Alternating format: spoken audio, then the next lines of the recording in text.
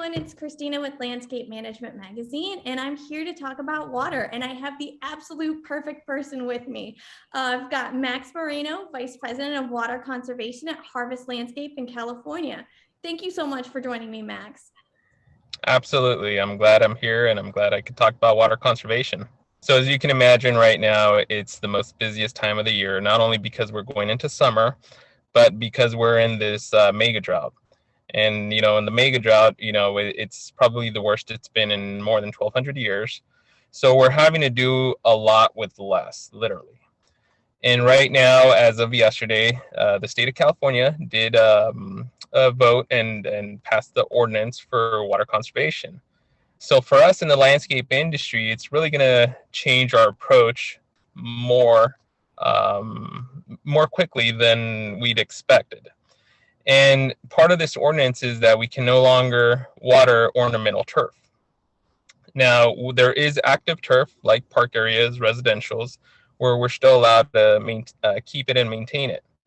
But in California, we have a lot of ornamental turf that's usually in the parkways that's really not being utilized. So now with this ban, we're going to be forced to not water it anymore to conserve water, which in a way is a good thing because we can utilize that water for more important plants like trees, a lot of our drought-tolerant plants. But it's also going to motivate us to start to rethink the process of how to conserve the water more efficiently. And that's where companies like Harvest, we're getting ahead of it and putting these game plans. And one of the things that we've been doing is making the irrigation system to a lot of our properties more efficiently. Part of this ordinance is allowing us to be exempt if these properties have invested in smart controllers, invested in drip irrigation, just to make their irrigation more efficient and to conserve water. So a lot of these HOAs in some essence are going to be rewarded because they took that approach a while ago. Some of these other properties that have been maybe putting it on the back burner are going to have to basically do something about it now. The good thing is there's a lot of good companies, just like Harvest, where we're putting together these game plans to help our clients and to reduce the amount of water, but also keeping the landscape healthy.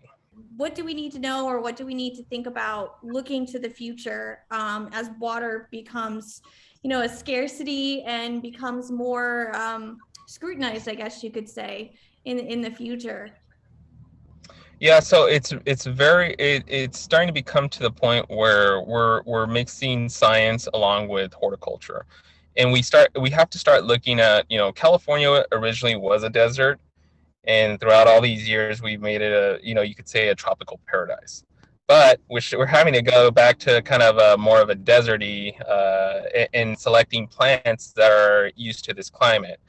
And a lot of the plants that we're starting to install is more Mediterranean. So we're starting to take it down a little bit, which is also helping reduce the amount of water while still keeping the appearance. Because, obviously, not getting rid of all the plants is a sustainable approach. We need the plants because we need to generate oxygen. And now we're talking about going into different avenues about, carbon sequestration. So we're doing a lot of good things, and this drought is actually helping us in some aspect because we're having to rethink and come up with better approaches to help the environment, not just with water conservation, but with pollution and, obviously with the wildfires and conserving water. So there's a lot of benefits that this is causing, and the good companies are actually thinking of ways to use this as an opportunity to help the environment. Thanks so much, Max, for joining us. I've learned so much, and I know our readers have too. Thank you, and it was a pleasure being here. And I am Aquamax. Let's save water.